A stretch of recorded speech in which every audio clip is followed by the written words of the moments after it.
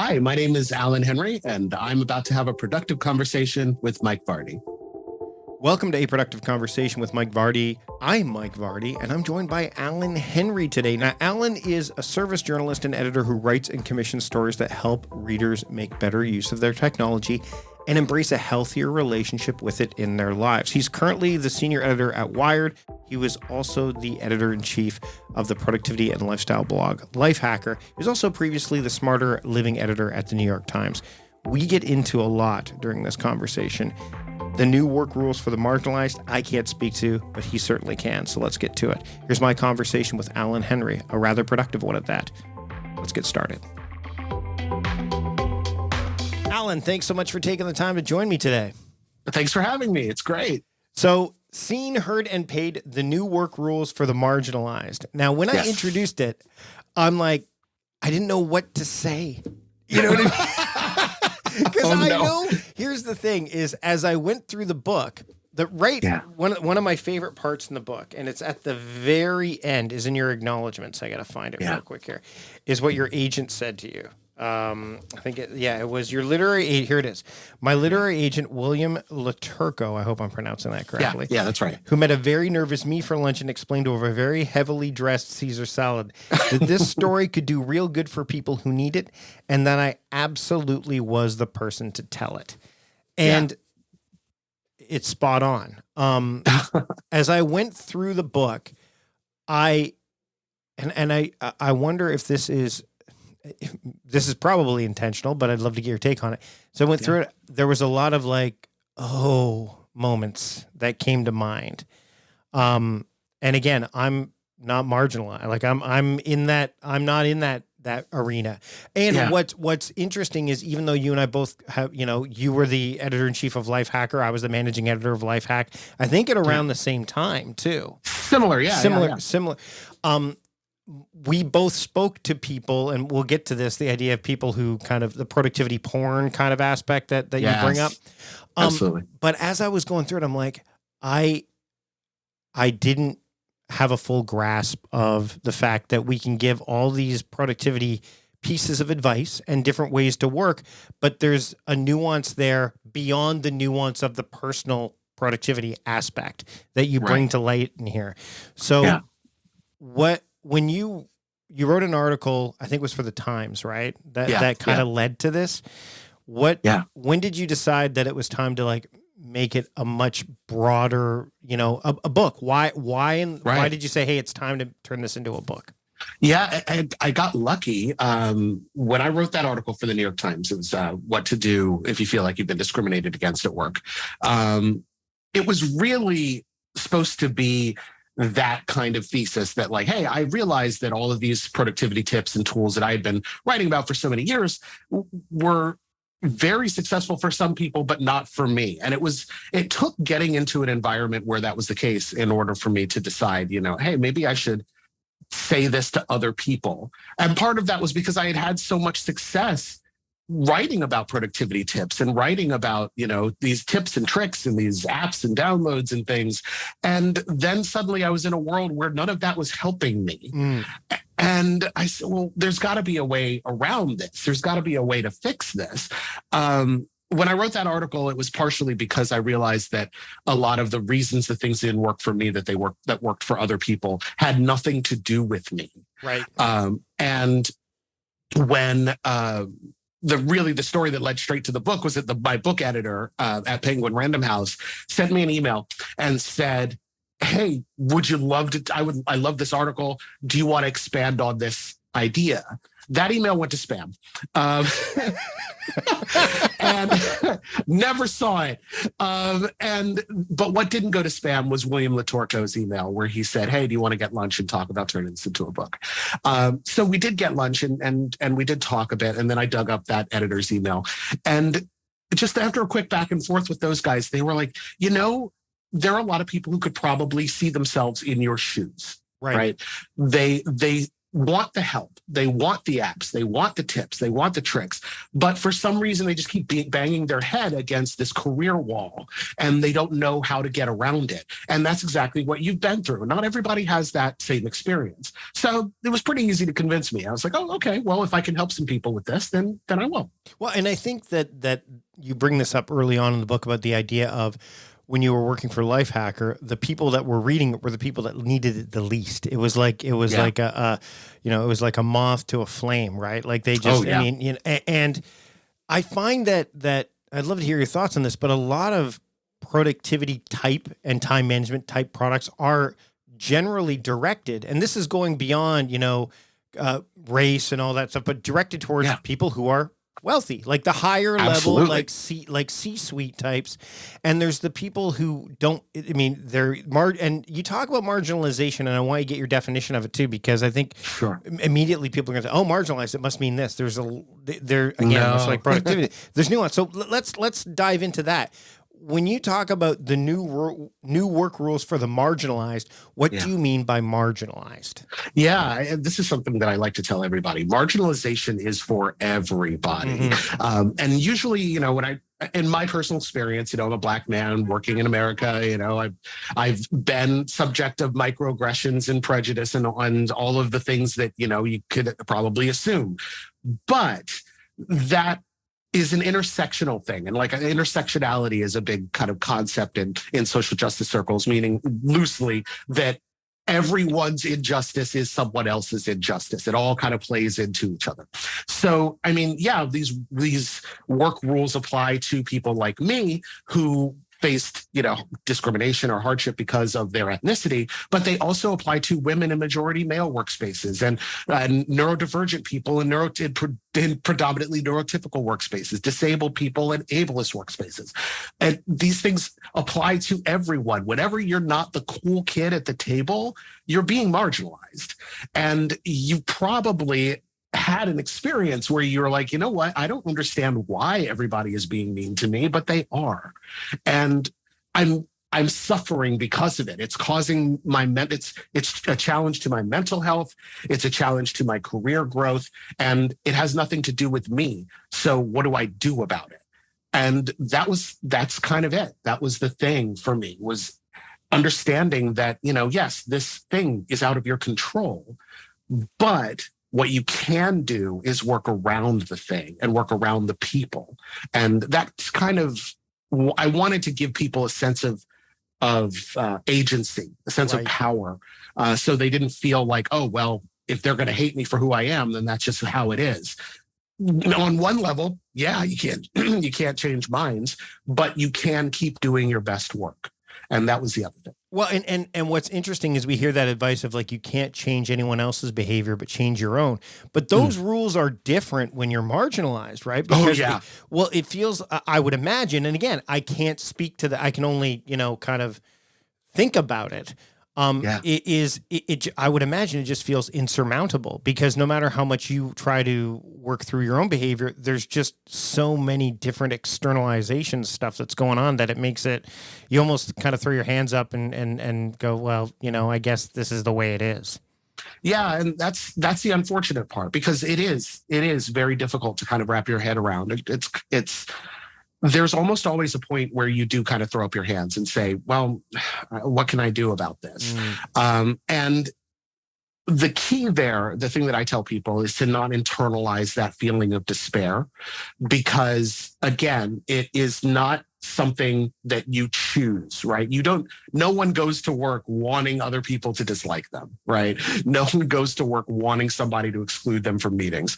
So you don't internalize it. Don't make it about you. Just work around it. And I mean, it may require, and I hate this because it asks people who are marginalized for some reason to take on additional work. But I mean, you do have to work around those people. You do have to do a little bit extra to forge those bonds and allyships with people who don't have those problems with you that other people might. And through those relationships, you'll find greater success, rather than just throwing up your hands and saying, well, I guess this is just how this industry is, this job is, I'm never going to get ahead, or this is how society is. All of those things may partially at least be true, but that doesn't mean that you can't still excel. And that's kind of what I wanted to do in the book, was give people some tools to actually say, okay, this sucks. We all agree it sucks, but you can still do something about it. Well, and one of the things that I talk about when it comes to productivity is the idea of intention, right? Like intention plus attention. There's a point that comes up in the book when you talk about positive stereotypes and positives in air quotes. And one of the things that was, and I want you to explain this because, and I know it's out of context a little bit, but you can dive in. This stood out. Separate the intent of action from the impact of the action. And do you think that, as you explain it, because I'd love to hear the context, but also that I think as I read that, it didn't just apply to the people who were being marginalized, but those who were marginalizing. Absolutely. Okay. Absolutely. And it's funny. There's an activist, radio host, Jay Smooth, great guy. He did a video many years ago called "How to Tell Someone What They Did Was Racist."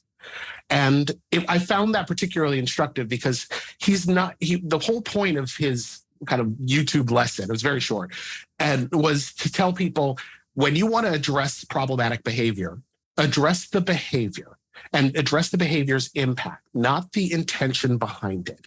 So intention matters less than effect when it has to do with the way that two people interact. So I'm not like, it'd be, if someone says something problematic, you say, hey, what you said was problematic. I'm not saying you're a problematic person. I'm not saying you're a bad person. Because no one wants to hear that, obviously. And that's not key to changing people's minds or behavior. If you tell them, hey, what you did was problematic, what you did, regardless of your intention, caused harm, then you don't want to cause harm, right? And most people are more receptive to that than they are to, hey, you're bad, but I'm going to cancel you or something like that. That's a being thing, not a doing thing, right? Exactly the key. So, I mean, no one wants to be like, oh, you're a bad person, right? But the thing that you did may be bad. And if it is, then easy fixes, you don't do it anymore. We're going to get to Rule 8 in a minute. But I want to go to something that resonated with me because I hear this a lot, and I hear it from a bunch of people. Again, when you mention marginalization, and I was going through the book, I'm like, these things are prevalent in, I see it in other areas as well, or I see it in areas that I didn't think marginalization was necessarily having as great an impact as it was.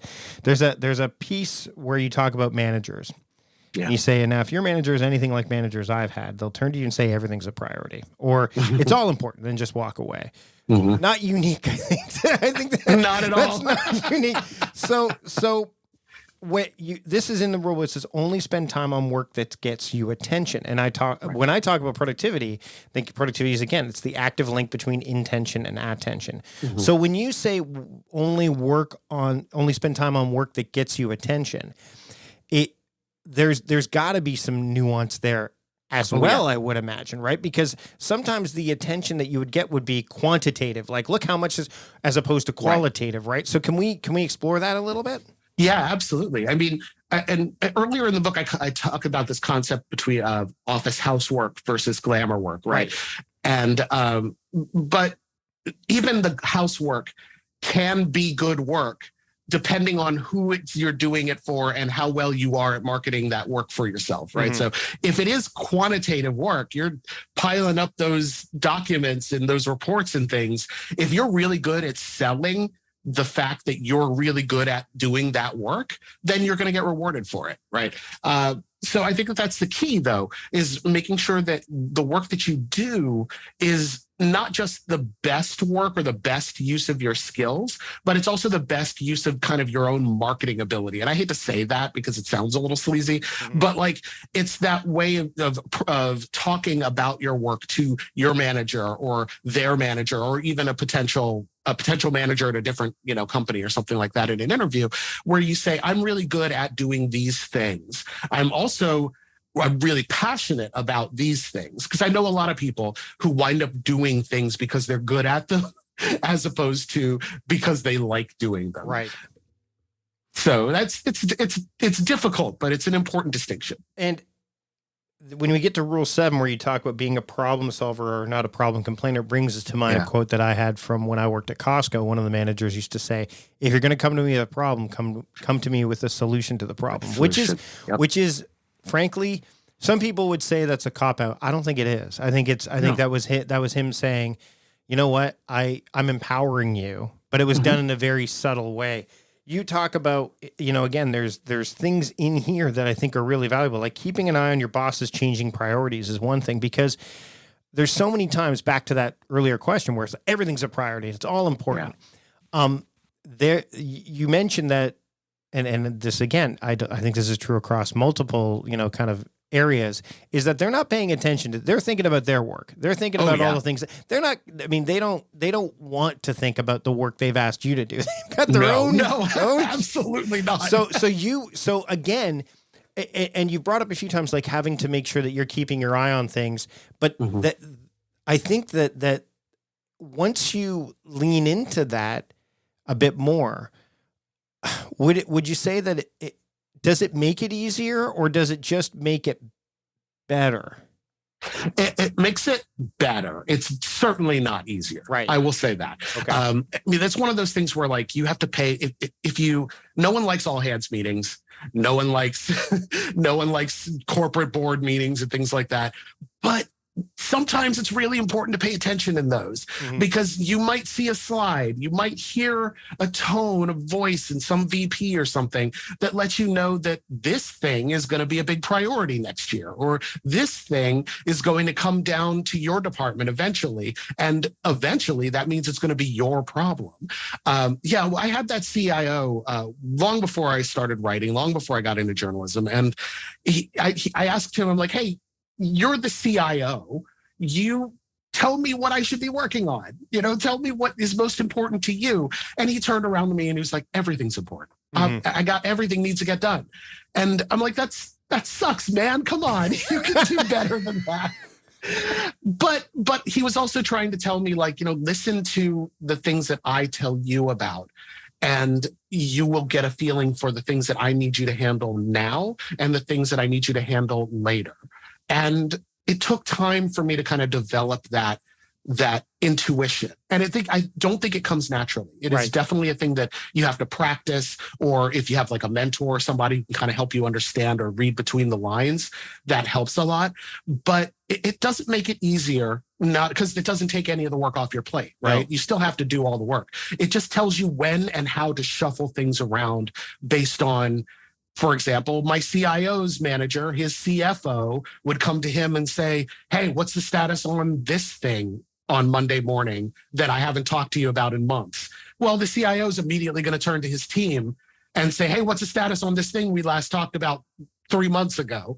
And now it's everyone's priority. If you can get some intuition into that, then yeah, it'll help. Do you think that the pace of the world and the go, fast, now has a big role in this? Yes. Because it doesn't give us time to think. No. Or pay attention to subtext or anything like that. And in fact, I think that it has the pace of work in general, and especially during and through the pandemic, has removed even the free time that we used to have to explore our own best working methods. There used to be a time, at least for me, where I felt like I had the opportunity to try out different kind of, productivity methods and like different tools, see which works best for me. And now I'm very much in a space where I'm like, I don't really try things just for the sake of trying them anymore. I stick to the thing that works for me until it doesn't work. And then I look for something else. But even in the process of looking for something else, I don't feel like I have a lot of time for that. Right. Now, I do think that in general, that's a better way to work rather than, trying lots of things and throwing darts at the wall. But sometimes it's fun to say like, hey, maybe there's a better way to do things. And maybe I'm going to spend some time thinking about it. Who has time to think about it anymore? Well, and before it was your job.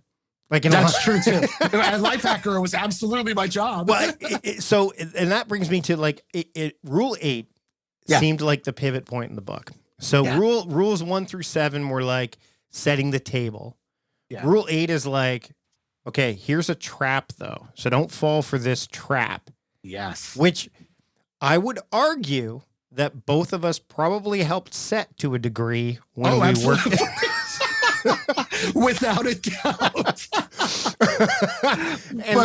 and then the remaining are kind of like the lessons. It's almost like the remaining rules. Would you say they're like a postmortem of kind of that? Right? Yeah, Like you alluded to it. So it's interesting because the term productivity porn, I think I first heard Merlin say it. In the book, you I think it was someone from Microsoft, right? From Google. Vivek Shah. Google. Vivek Shah. Right. Yeah. But it's true. Merlin was probably the first person to say it. Yeah. Merlin said a lot of things for the first time. Inbox zero, for crying out loud. I mean, oh boy. Yeah. You and I could have a whole conversation. Mo and I from Boomerang had a conversation about that a few weeks ago, and she's involved with email. But, I think, do you think that productivity is either warped or broken in terms of the way it's approached today? Today, I would argue that it's probably better now than it was. Pre-pandemic, maybe? Pre-pandemic, yeah. But it is definitely not ideal, right? I mean, and like you said, we had those halcyon days where everybody had a new app for us to try, and then we'd write about it, and then a bunch of people who just tried the last app would say, oh, wow, a new app for me to try, not realizing that we're actually diminishing their productivity. Yep. But I mean, for one, I enjoyed that time because it seemed like there was just so much creativity in the space. Yeah. And there was just so much, passion around finding better ways to work. But like you said, the pace of life and the pace of business and everything has just changed so much that a lot of that joy in trying to tweak your workload to find ways to get more done in less time so you can do important things or do the things you want to do. Yeah. Because that's the thing is I think what happened was there was a tipping point where Lifehackery went from like, let's speed up the things we should speed up so we can do these other things to let's just speed up everything. Let's speed up everything. Absolutely. And I mean, honestly, I think that was kind of the actual slope, right? Mm-hmm. That was the slide right down, into kind of where we are now, where it's like everything's faster, everything, do more, do it faster, do it better, and go on, as opposed to remembering that the whole point of trying to increase your productivity is you want to get work done so you can go not work or go do something else, go write a book, go build a cabin, go spend time with your family or something like that, right? And instead now it's like, how can I optimize all the things? How do I optimize, my time with my family, which is a terrible idea, but here we are, so yeah. Setting boundaries. I want to talk about that because that I think is a challenge everyone faces, but I would imagine that it's more so. And as I went through the book, I was like floored because the boundaries aren't just time related either. Can you kind of dive into that a bit? Because I think a lot of people, when they think about boundaries, are like, I'm going to say no, or I'm going to block off this time. And right out of the gate, you said, like, no meeting Tuesdays. People looked at me like I had two heads. But if a white guy said it, oh, wow, it's innovative, right? Yeah. Like, it just, and actually, truth be told, I don't think no meeting days are the best idea anymore anyway. I'd rather, mathematically, it makes more sense to have no meetings in the no meetings prior to noon because you gain more time back that way. And it doesn't, and the optics look better. But that aside, boundaries seem to be a challenge. Like they are. So let's dive into that. Sure. I mean, I think the big kicker there is that it's a matter of respect, right? And it's a matter of kind of professional courtesy. And if you are of a group of people who by default have the privilege of that level of professional courtesy, where people look at you and you are the or rather, I shouldn't say you are, but you can fall into that person's vision of what a CEO looks like, a manager looks like, a good worker looks like, a professional in your field looks like and behaves, right? Because it's not just looks, but it's also behavior and everything. If you fall into those categories, then you're more likely to be respected. You're more likely to block off your calendar for lunch and not have someone book right over you, you know? And if you don't, then you just don't get that respect. You have to then step up and patrol those boundaries and make sure that people don't book over you. And if they do, you have to play the bad guy. You have to find the most convenient, kind of apologetic, most placating way to say, hey, I'm booked then. Can we find another time? You know, without calling into question why they always do it, but just making sure that you push back every time, because the first time you don't is going to open the floodgates to them doing whatever they want to do with your time. And I think it's an issue of kind of a sense of time ownership, where managers can get away with this to a certain extent, right? Because, you know, you're their direct report. And so, hey, I need you when I need you. But you know, peers and other people in other departments or people who you work with loosely, I mean, oftentimes when somebody wants something, they're thinking more about themselves and their own needs than they are thinking about you and your needs or your space and your time. So they'll just book you regardless, or they'll just demand your attention. They'll send you an email at 6 p.m. and that's super urgent, or 13 emails throughout the day instead of batching it as one. And I mean, I know no one likes to talk on the phone, but this is something I learned, you know, as a project manager. I was so phone phobic that my director of project management would be like, just call. Just call. I mean, we were all at our desks and everything. I mean, this was a standard office environment. So we were all at our desks. Just call, just get up and go walk over and say, hey, do you have a second? I just had a quick question. And I don't know if I like that advice that much anymore, but because, you know, most of us don't like talking on the phone, but like a text doesn't hurt, or, you know, a Slack doesn't hurt, or a schedule send for their morning doesn't hurt, right? As opposed to 13 emails over the course of the day. Right. And there's also, again, there's subtext. There's like, okay, an email to me. And again, this is all about, and you mentioned this right out of the gate. Yeah. You're saying that there's no way that you can expect to change the way the organization works. Right. You have to figure out how to work within the confines of the organization, or you leave, and we're going to talk about that. Yeah. But I think that you can, and again, I'd love to hear your thoughts on this. Like, for example, an email to me is, hey, this is important information, but it's not necessarily urgent. A DM is, right? Or a text, even more so, because I'm reaching into your personal space. True. Now, again, there's nuance there. Some people don't know boundaries, right? That's true. So when it comes to that kind of stuff, is that something that, number one, you feel in your role? I mean, you've got a level of expertise too, which maybe others don't that are listening right now. I mean, you have a lot of experience in the productivity and time management space that others may not. How should someone dip their toe into that to say, hey, what if we did this? Or what if we, you know, is that, or is it, again, more of that maybe suggestion to somebody who may have the ear of someone? Like it's a power dynamic thing, right? Yeah, you're absolutely right, though. If you're reaching up, making suggestions, I would definitely, well, I just said it, right? If you're reaching up, make it a suggestion. Yeah. But if you're reaching down, or you're reaching across, you know, to peers or direct reports or somebody you work with, or somebody that you work with but are also kind of personally close to, then it's okay to kind of say, hey, is it okay if I text you sometimes? And I will always, you know, obviously you want to be a good person about it. You want to say, hey, I'm cognizant of your time and your space.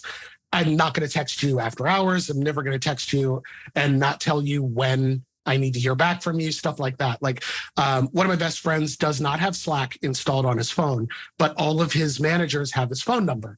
And the understanding there is, if it's truly urgent, text me, regardless of the time. but that's my trade-off for not having Slack installed on my phone. It works for him, right? Now, I don't know if that would work for me, but and then I don't think that could also be a privilege thing, but not in this case. But I think that it's important to remember that like there is a lot to gain from even having the basic conversation or basic question. I just basically ask somebody, what's the best way to interact with you? Yeah. And what's the best way to interact with you when I need something quickly? Because like, I agree with you. Email, to me, I look at my emails, I schedule send things for the next day if I need to reply to somebody. If somebody sends me a DM, I'm going to look at that pretty much immediately. And if they send me a text, please don't, But, like, I know I just said it, but I'm just. But that's you though, and I think so. This is my wife. When my wife saw me when I was preparing for this interview, reading your book. Yeah, and she's like, "What is that? What's the book about?" And I gave her a best explanation I could. Yeah. And she actually we discussed this, and she said, "How with the heat so turned up, on, where everyone feels like they might be walking on eggshells. Everyone that's conscientious. Let's use that. I mean, Casey Neistat put out a great video yesterday as we're recording this. So this is being recorded well in advance, but he talked about the Kanye West situation. Yeah. And he talked about like people who are watching this are not the people that would be necessarily, listening to Kanye in this situation. Right.